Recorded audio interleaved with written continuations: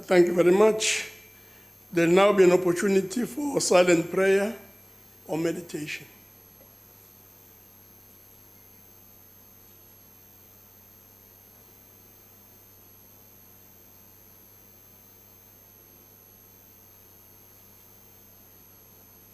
Please be seated.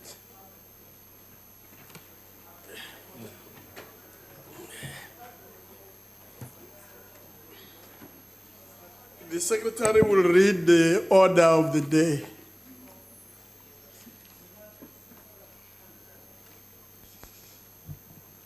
Reply by the President to the debate on the State of the Nation address. Honorable President.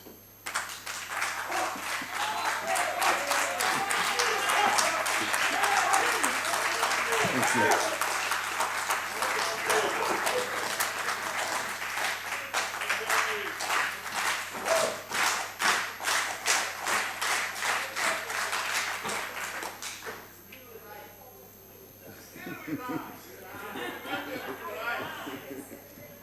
Thank you. Thank you so much.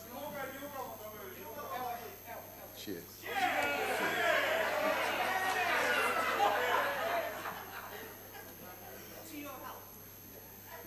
To yours as well. You're safe now. Oh, I see. Because I got a jab. I was testing it for the nation. And it's safe.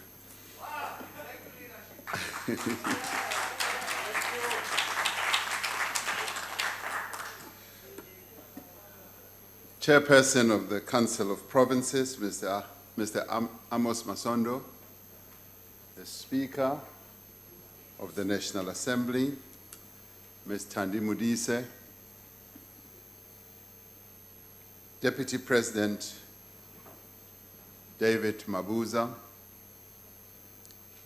Ministers and Deputy Ministers, Premiers and MECs, as well as the leadership of SALGA.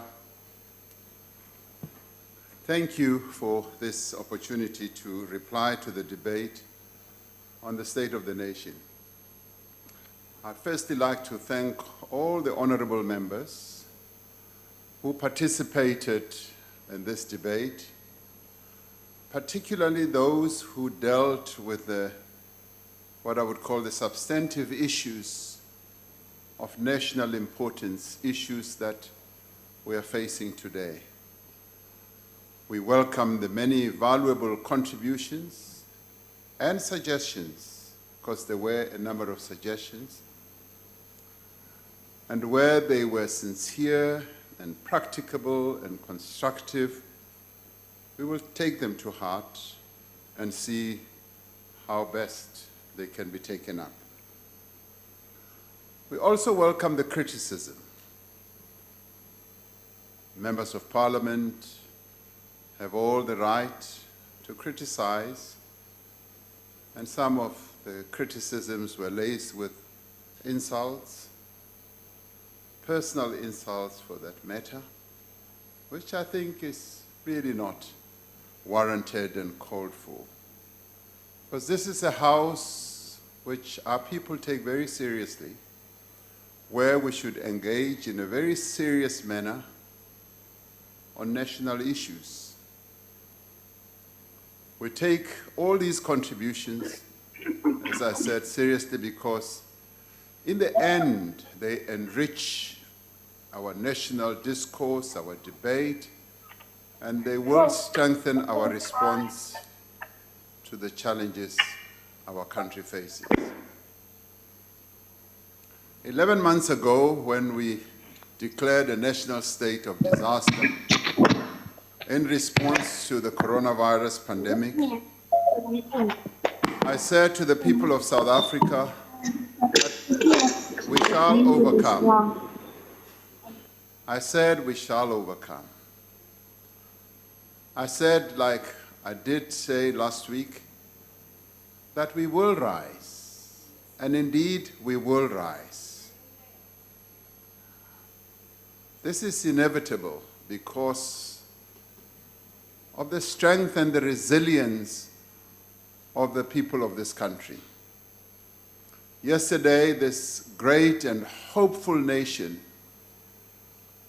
devastated by a deadly pandemic, lifted its head, straightened its back, and welcomed a new era in our fight against the pandemic. Less than 24 hours after the shipment landed of the virus, the first COVID-19 vaccine, the first COVID-19 vaccine was administered in our country. Our vaccination program, which is our best defense against this pandemic, has begun. This has happened not in a month, not in 2 months, but now, in the middle of February, just as we said it would. And this process is starting in a number of countries. Some started earlier than us, some are starting at the same time as us, and some are yet to start. So this is a process that is lifting many boats at the same time. Many said that we have neither the ability nor the will to protect lives, and yet here we are on the threshold of a new era in our fight against the pandemic. This pandemic has almost become our enemy number one, but we have a number of other tasks that we have to address. And so, before we get to the business of today, before we turn to our plans and to the immense work that lies ahead, let us give the courageous South African people the dues that they richly deserve. There are health workers and others on the front line in our country, and these are the South Africans who deserve to be recognized. And these are South Africans like Zoliswa Gidi Josi, a nurse from Cape Town, who yesterday became the first person in South Africa to be vaccinated.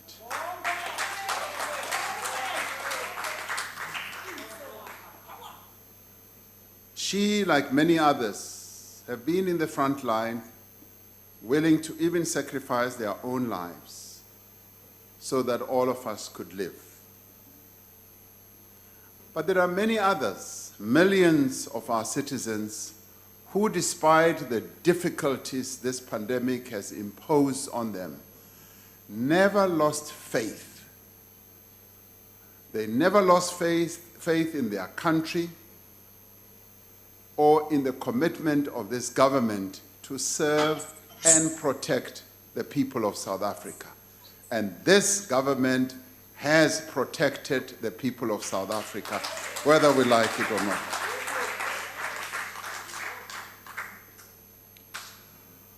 I speak of the families saved from destitution, saved from hunger, the businesses saved from closure, and the workers who were supported so that they could still earn and feed their families.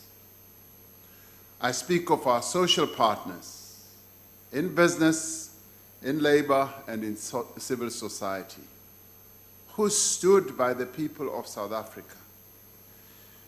We have led and will continue to lead this country through the worst crisis of the democratic era. We have done right by the people of South Africa. It is much easier to say in hindsight what should have been done differently. To quote Homer, even a fool may be wise after the event. Much of what we have heard from the opposition benches over the last 2 days was little more of name-calling and mudslinging. But all I can say to all the members of this House that we will overcome, we will find it in ourselves to work together to overcome this pandemic. We will rebuild our economy in a manner that is more inclusive, that creates jobs and that lifts people out of poverty. We will put an end to corruption. We will keep our streets safe and build a state that can effectively serve the people of South Africa. Now, we are undertaking these critical actions at a time of great challenge and great difficulty. Several speakers in this debate have emphasized the reality that we are still in the midst of the most severe global health emergency in more than a century. They have spoken about the devastating effect that this pandemic has had on our economy, on our society, and our people's livelihoods. That is why the vaccination program that has now gotten underway remains our immediate priority, starting with healthcare workers and then expanding further to reach population immunity in the shortest possible time. It is why we continue to implement relief measures such as the special COVID-19 grant and the UIF TERS scheme to provide support to those who need it.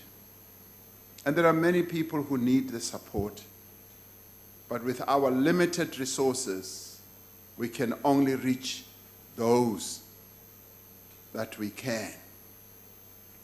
It is why we are forging ahead with economic reforms through the various programs that we've put in place. And a lot of progress has already been made, concrete progress in accelerating the implementation and shifting of our economic trajectory. And this is where I would agree with those who say the glass is not empty. We should see it as having been half full and getting fuller and fuller as we move on. As we undertake the demanding task to recover from this crisis, there is much about our country from which we can draw strength, hope, as well as encouragement. Sometimes we forget about what we have on the asset side of our balance sheet. We forget about the many endowments that we have as a nation and as a country. We focus and spend a lot of energy on the negatives. And yet if we step back and look at what it is that we have as our strength, and we've got many strengths, and these are strengths that we should find time to capitalize on, to strengthen where we are capable, rather than to break down even those strengths and we end up with nothing. So we have a number of endowments as a nation. Some of the speakers spoke about some of these strengths, particularly our ministers, our deputy ministers, and members of our parliament as well, including from the provincial legislature side, our premiers, our MECs, as well as our SALGA representatives. And as I said, as a nation, we have many capabilities. We have many strengths and attributes that we can and must draw on as we build and transform our society. Our people are our greatest strength. It is their grit, their determination, and sense of solidarity that has enabled us to endure this pandemic. It is due to their actions that this pandemic has not taken an even greater toll, that we are now able to work towards a recovery, that we are able to contemplate a time when we will have overcome this disease.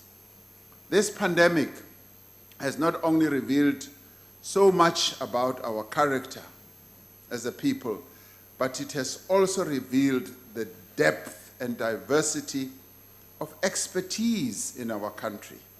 It has demonstrated the world-leading capabilities of our scientists, of our research institutions, of our universities, of various agencies and public entities.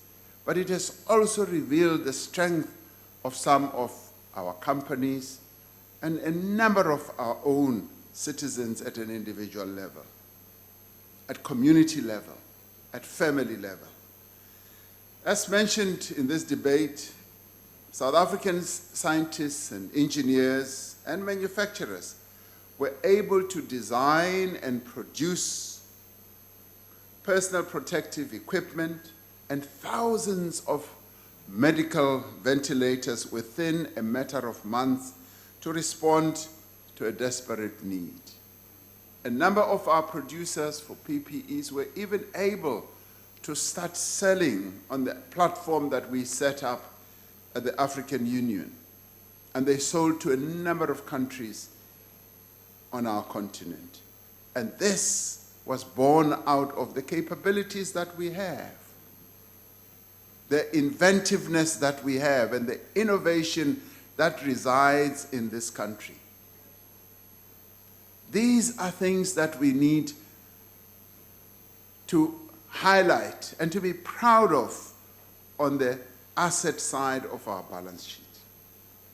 Scientists from the University of KwaZulu-Natal, working with other laboratories, were at the forefront of the genomic surveillance work that has led to the identification of COVID-19 variants.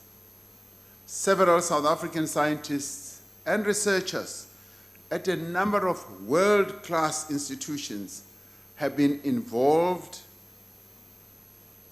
in the management of a vaccine, of various vaccine trials in our country.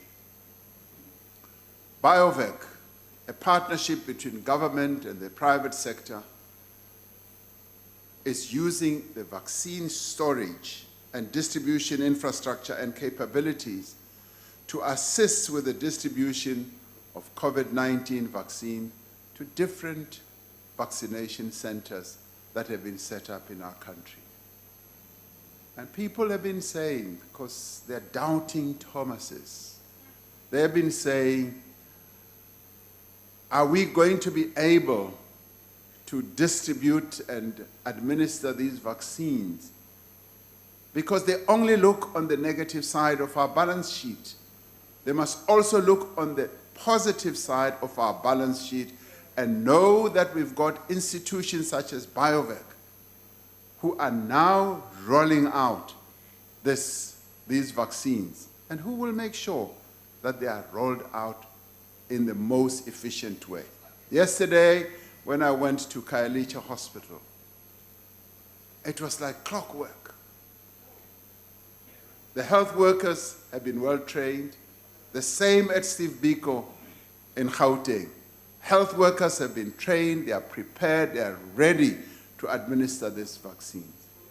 And we've been hearing doomsday stories that there's going to be chaos and collapse and everything else. Pause for a moment, South Africans, and look at our capabilities. Now, these capabilities did not come by chance. They've been developed over many years. Yes, there have been mistakes. We've stumbled, we've risen up. But the important thing is to realize that we've been trying. We've been the people in the arena, fighting and working and making sure that we improve the lives of South Africans. And that is what is important. So over many years, but they've also been developed through working together with development partners, both locally and internationally. And the recognition that is given to some of our scientists internationally and the respect is just mind-boggling. We are an important player also on the global stage when it comes to things like innovation, science, and many other endeavors. Taken together, our national science and innovation system is a hugely valuable resource that we need to further, and we need to nurture, and we need to develop. We must support the commercialization of the products that come from this innovative fervor that we have seen coming through during the COVID period. It must lead to creating factories and manufacturing, as well as creating jobs. I've asked the Minister of Higher Education and Innovation to put together a team of scientists to begin the process of developing our own vaccines so that we can deal with this pandemic and future ones. We now live in an era where pandemics may become more frequent in our lives, and we must therefore be resilient in relation to diagnostics, therapeutics, as well as vaccines. We must develop the scientific capability that our country has demonstrated to prepare for the future. Yes, we must use our own indigenous knowledge systems when it comes to therapeutics. Yes, even developing our own vaccines. We must use the knowledge that resides here on the African continent. It is very important. It is for that reason that I've directed Minister Nzimande to get on with the process, and I want to meet those scientists and say, this is now urgent.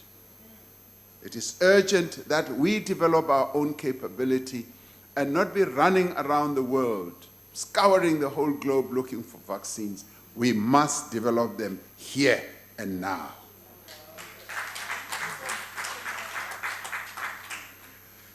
The success of our economy starts with the investment we need to make in our people, and especially our young people. South Africa is a young nation with a youthful population. Too many young people are disillusioned, they are frustrated, and unsure of where to go for support. But our young people are also resilient. In just under a week's time, the matric results for 2020 will be released. This is a most remarkable group of learners who were determined to learn and to study under the most difficult conditions. They must be commended for their perseverance and for their steadfast commitment to achieving their ambitions.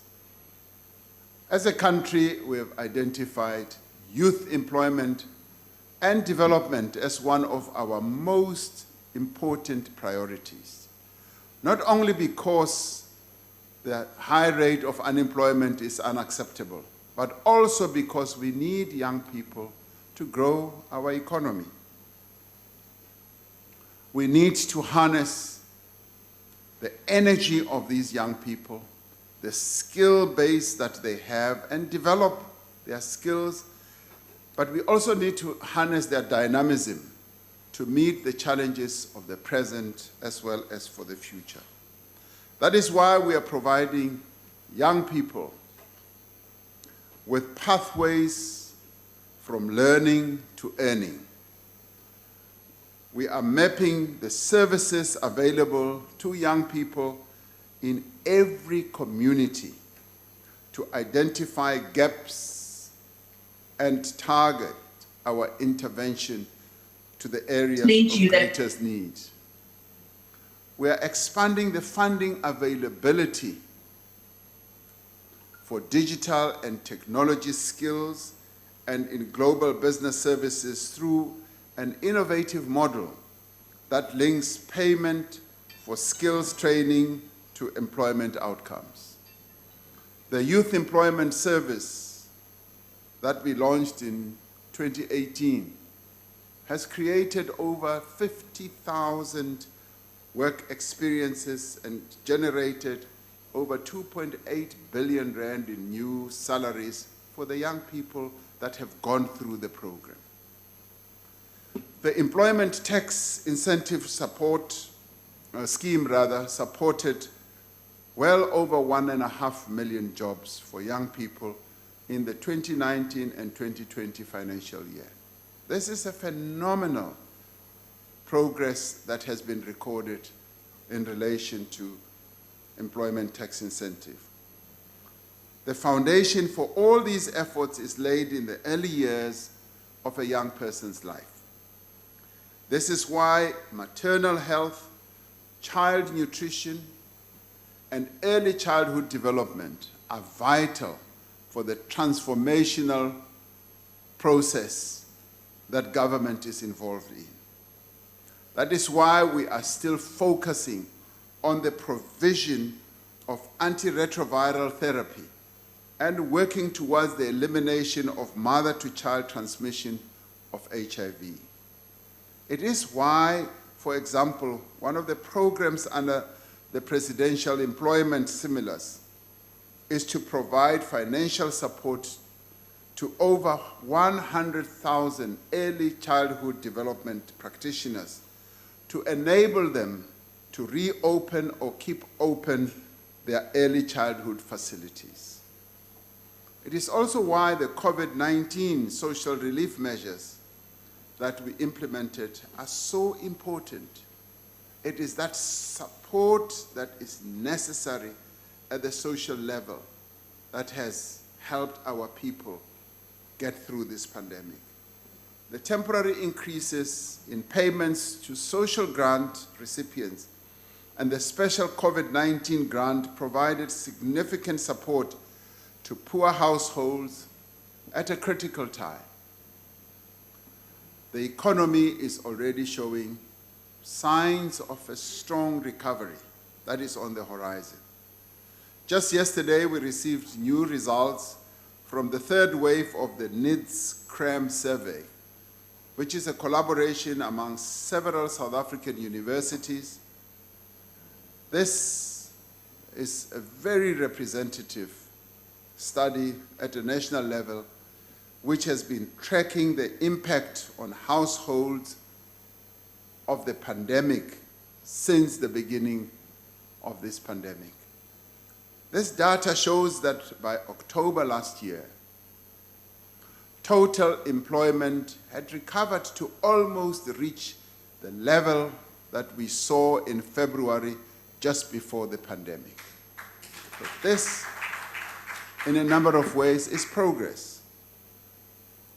While we await the release of new data from Stats SA, these findings are a remarkable early signal of a robust and resilient labor market recovery.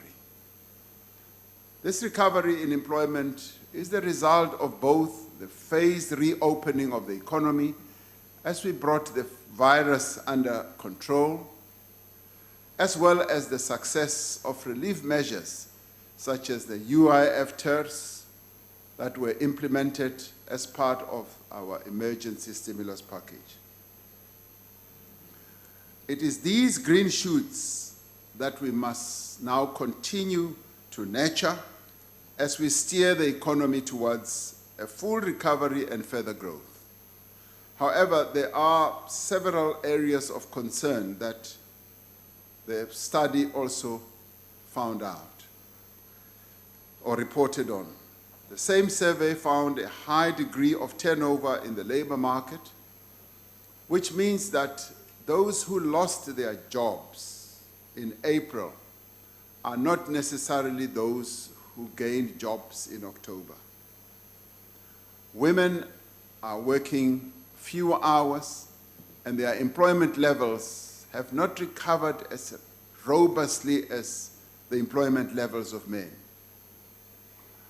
This may be due to, at least in part, to the disproportionately more time that women spend on childcare than men. The data also suggests that while the expansion of social grants provided substantial relief to individuals and households last year, hunger has once again risen to higher levels than before. This is deeply worrying and concerning. It is evidence of an uneven recovery which risks leaving the most vulnerable behind. It also demonstrates the need to maintain some of the extraordinary relief measures that we put in place and to accelerate our livelihoods, supports, and employment programs. It also highlights the need to move with the greatest speed to restore our most effective social support programs to full operation, such as the school feeding schemes. Research like this has helped to inform our response to the pandemic from the beginning and will continue to inform the choices that we have to make as we guide our economy towards recovery. More broadly, our experience of the impact of the pandemic has shown the importance of the economic empowerment of women. By improving the economic position of the women of our country, we can reduce inequality, the levels of child hunger, and we can also reduce poverty. It is when we empower the women of our country that we will be able to deal a real blow against poverty and inequality. We can reduce the vulnerability of women also to violence and abuse. And we will be harnessing the talents and energies of 50% of our population more effectively to drive growth and transformation. As government, we are working to give effect to our decision to direct at least 40% of public procurement to women-led and women-owned businesses. This is important if we seek to reduce poverty and inequality. This requires not simply a change to procurement policies. It also requires that we prepare women-owned businesses to access these opportunities. Therefore, working with the private sector, state entities, and development partners, we have started with the training process of women entrepreneurs in financial literacy, accessing markets, and access to finance as well. As several speakers have indicated, the economic empowerment of women is being supported across government, from small-scale farmers to cooperatives, from human settlements to tourism and to mining. The pandemic has sharply demonstrated just how much economic growth and social development depend on the nation's health. It has shown how vital it is that we should invest in our people's health if we are to sustainably grow our economy and realize the potential of this, our most significant endowment, the people of South Africa. The pandemic has also exposed the inequalities in access to health care and underscored the value of a national health insurance, the NHI. While the pandemic has further constrained our public finances, in many ways it has also enabled progress towards realizing the NHI and making it effective. The COVID-19 pandemic has shown us how to work together to harness the entire capability of all public and private providers in the health space for service provision. The other area, honorable members, where South Africa is richly endowed is our natural resources. The fynbos that I spoke about last week is part of a remarkable biodiversity that is matched in few other places on earth.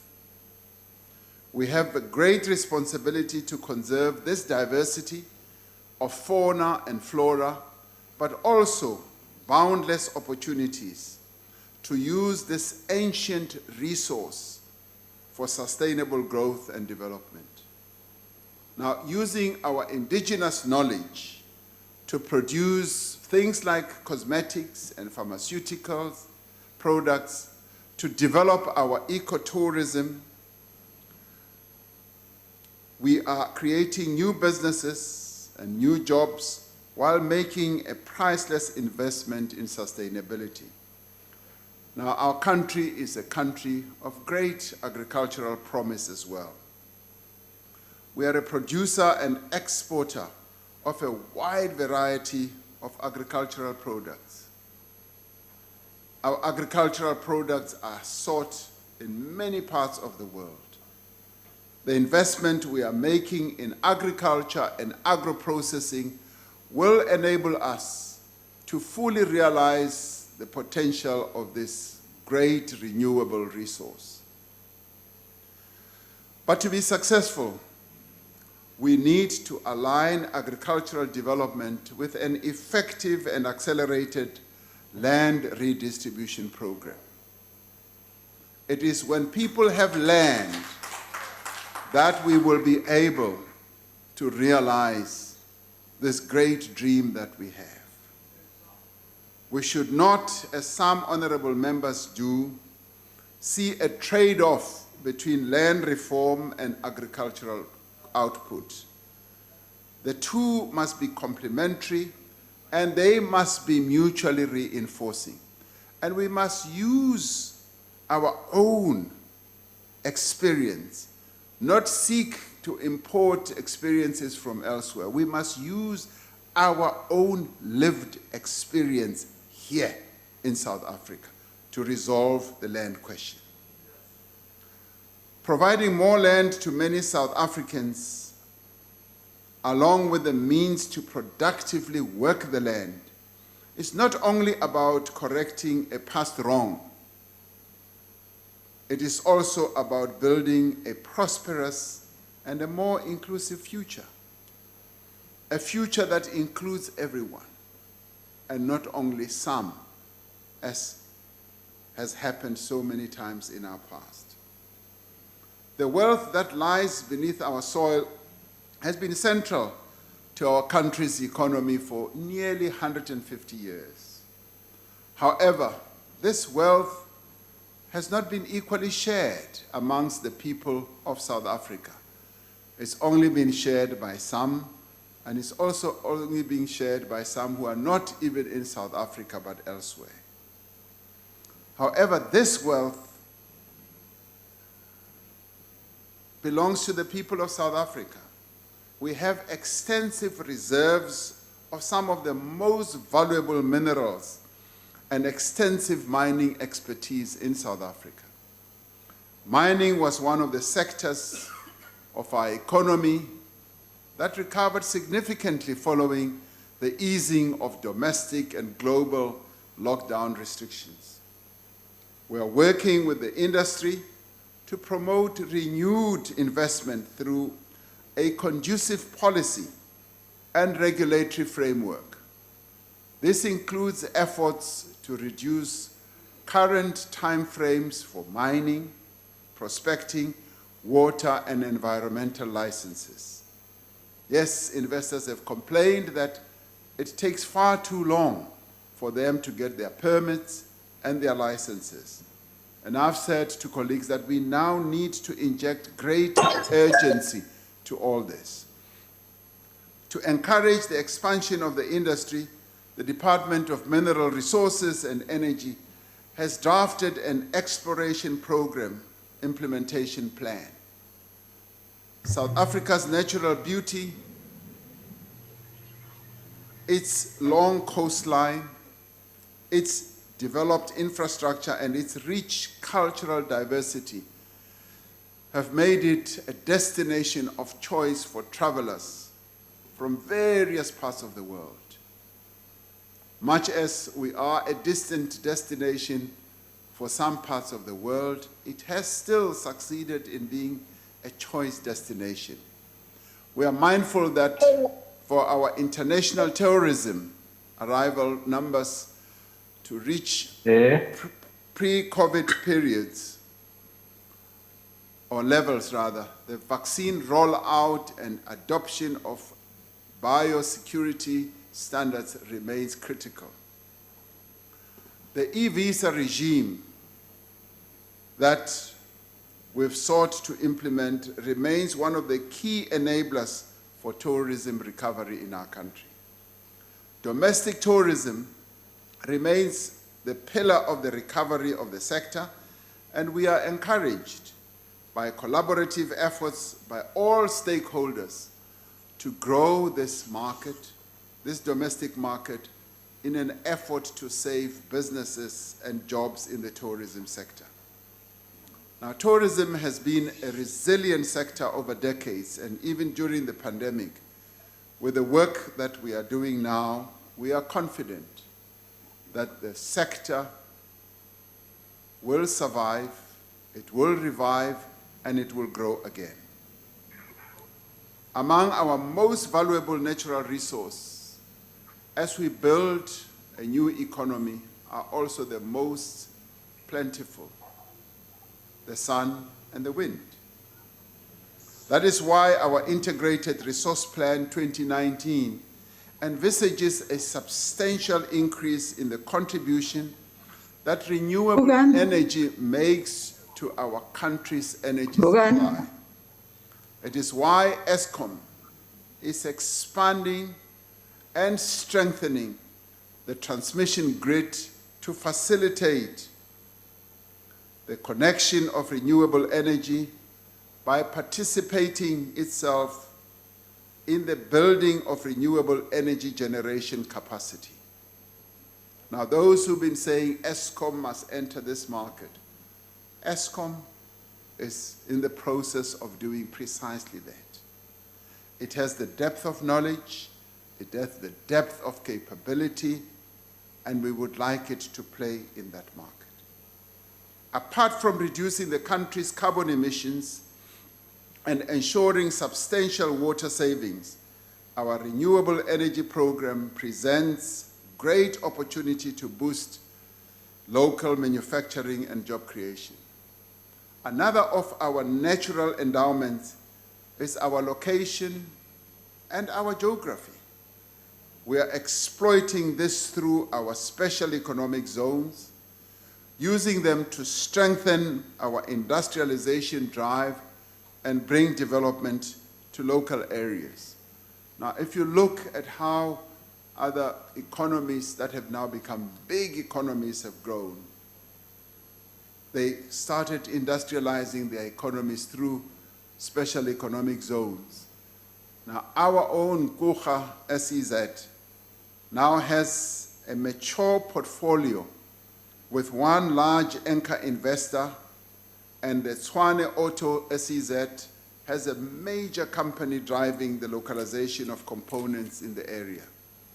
The Dube Trade Port is located at a key logistics hub that is well positioned to decrease the time taken to deliver a product to global markets.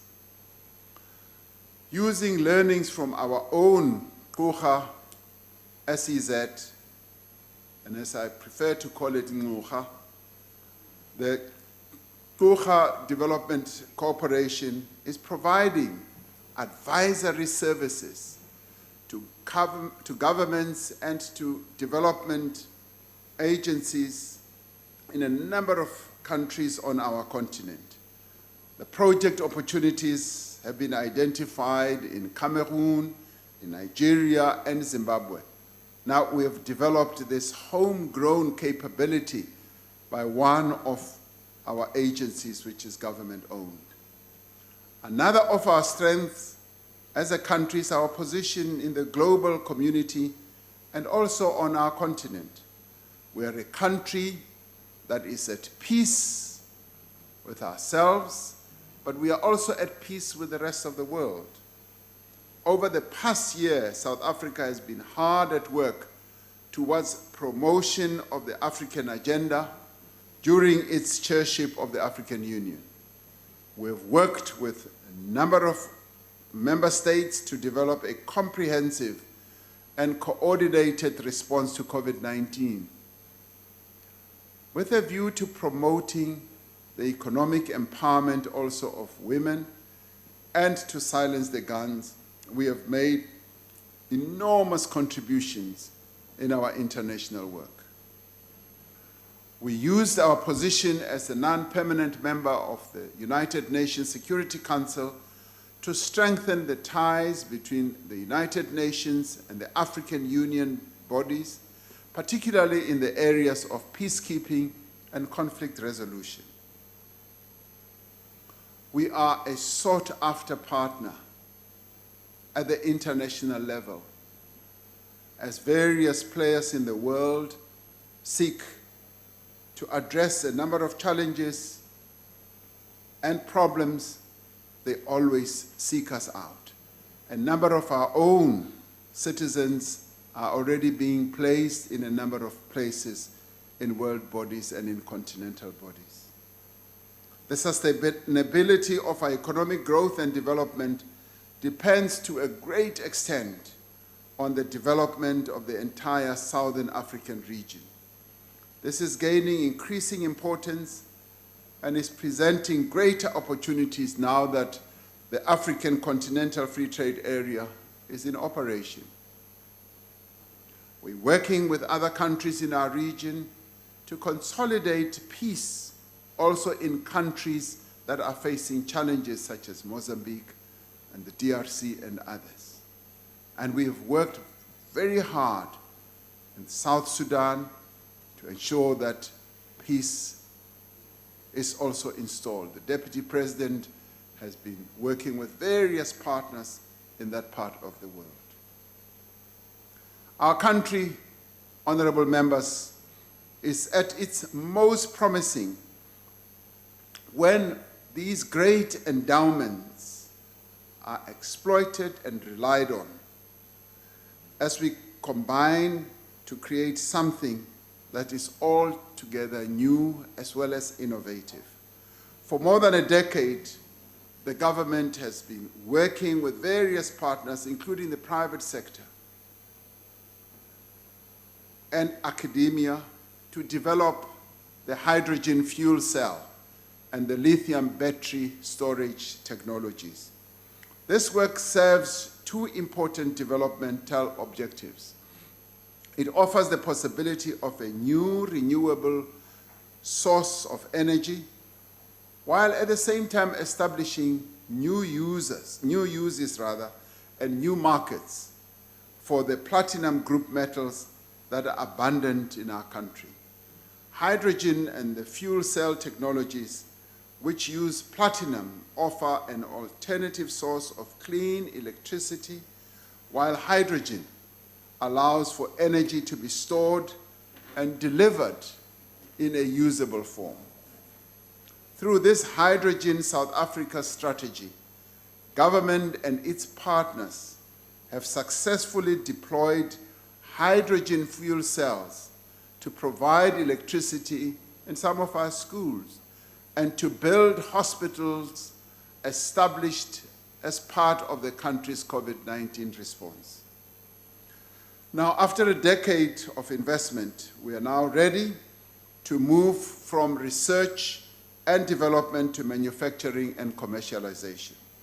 We are establishing a Platinum Valley as an industrial cluster which brings together various hydrogen applications in the country to form an integrated hydrogen ecosystem. This initiative will identify concrete project opportunities to kickstart hydrogen cell manufacturing in promising hubs. It will also facilitate the commercialization of homegrown intellectual property. It presents what I see as a great opportunity to build a local skills base and lead the country into a new era of energy generation and demand for its platinum group metals, remembering, of course, that we are the biggest platinum producer in the world. Now, through this initiative, South African skills, technology, and expertise is being used to extract greater economic value in the form of new jobs, industrial development, and cleaner energy from a mineral that the country has in substantial quantities. We will develop measures that should be taken to ensure that innovators are supported in the local innovation and research as we move further with the production. And government will also be one of the uptakers. This is just one example of the boundless potential that exists in our country to build a new economy of the future.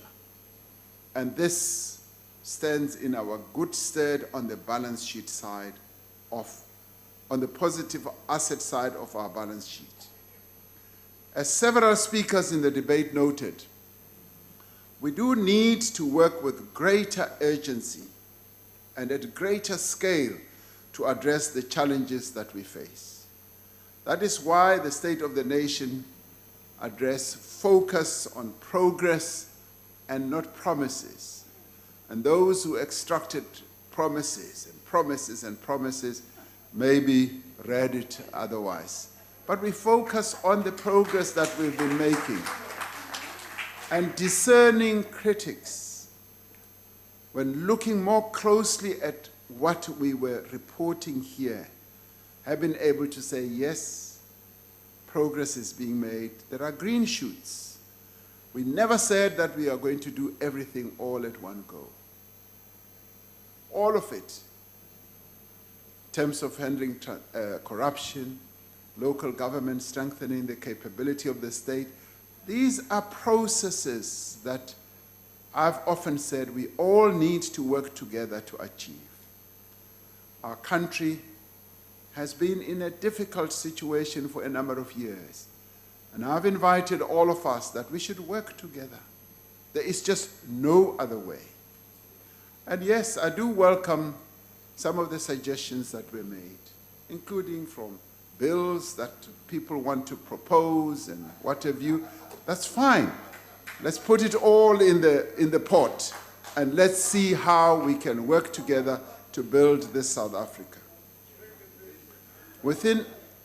Now we are making progress, and within only 4 months of the establishment in October last year of this center that we set up in Treasury and working together with the Presidency, Operation Vulindlela has worked very closely with and supported implementing departments to resolve obstacles to the implementation of crucial reforms. the raising of the licensing threshold for embedded generation, the opening of further bid windows for renewable energy, the reinstatement of the water quality monitoring system, the commencement of digital migration and the process towards the allocation of the spectrum, and a whole number of others, including the focus on land, are all concrete demonstrations of the progress that is being made across government.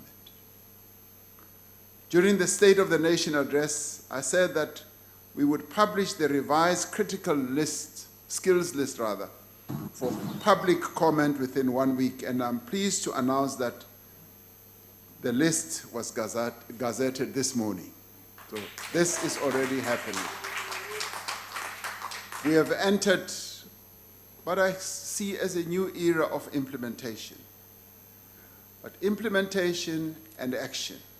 And let me say, yes, the criticisms that have emanated from various role players have contributed to get us to be more focused, and the work that is also being done in government has enabled us to be much more focused in doing the work that needs to be done, but in doing it with speed and with urgency to follow through on our commitments.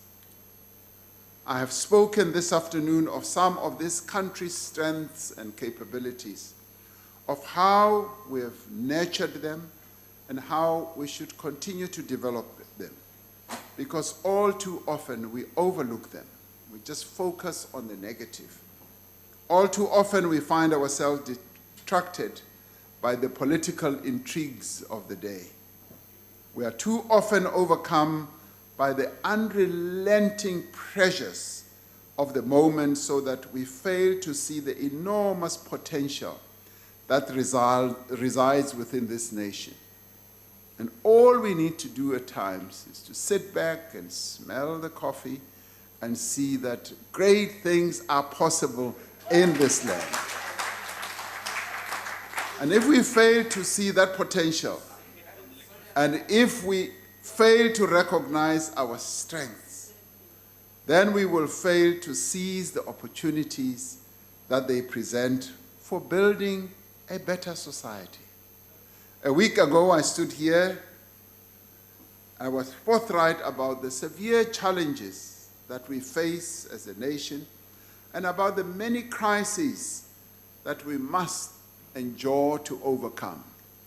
I spoke about the pain and the sorrow and the hardship that so many South Africans have experienced and continue to experience. But I also spoke about our strength and resilience as a people. I spoke about the qualities that we share and the common purpose that binds us together as a nation. We share the same fears. We share the same anxieties about our future. We share the same hopes and desires. We all want to provide for our children, and we hope that they will enjoy better lives than we have had. We want safety, and we also want shelter. We all want work that is dignified and rewarding, and we also want good health to perform this work. Throughout the history of our nation and our country, there have been those who have tried to divide us, to tear us apart, to turn us against one another, and to drive us apart. But we have always had more in common than that which divides us. Most importantly, I spoke last week about the focused actions that we are taking together to recover from the devastation of this pandemic and to build a new economy and a new society and a new future. Now, as we conclude this debate on the state of the nation, let us resolve that whatever our differences, and we may have many, and indeed we have many, Let us resolve that we will strive together to overcome this virus. Let us resolve that we will strive together to overcome poverty, to overcome inequality and unemployment. That we will strive together to end violence against women and children in our country. Let us also agree that we will work together to build a new, transformed, and sustainable economy. That we will never surrender to state capture, to corruption, to mismanagement and complacency or despair. That we will never be discouraged or despair as South Africans, because that is not part of our DNA. We are a resilient people. We are a strong nation, and we must rely on our strengths to get rid of our weaknesses. We must also resolve that we will place the South African child at the center of all the efforts that we make. And we must also resolve that we will get the work done. And I can assure you that after this debate, I'm much more invigorated, I'm much more empowered, and I will even work harder for the people of South Africa. And I would say, like the Fynbos after the fire, we will rise. I thank you.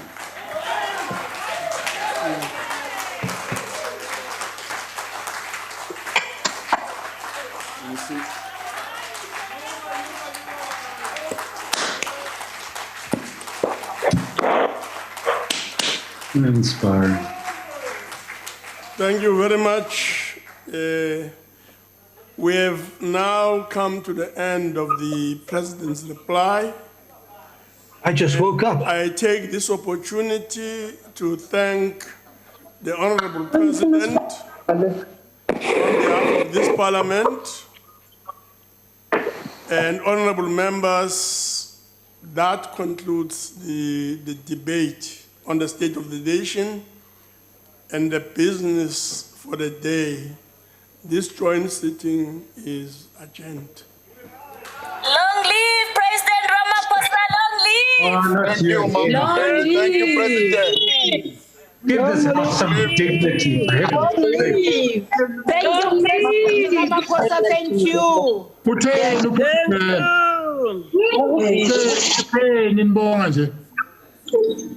Is it over? I've woken up.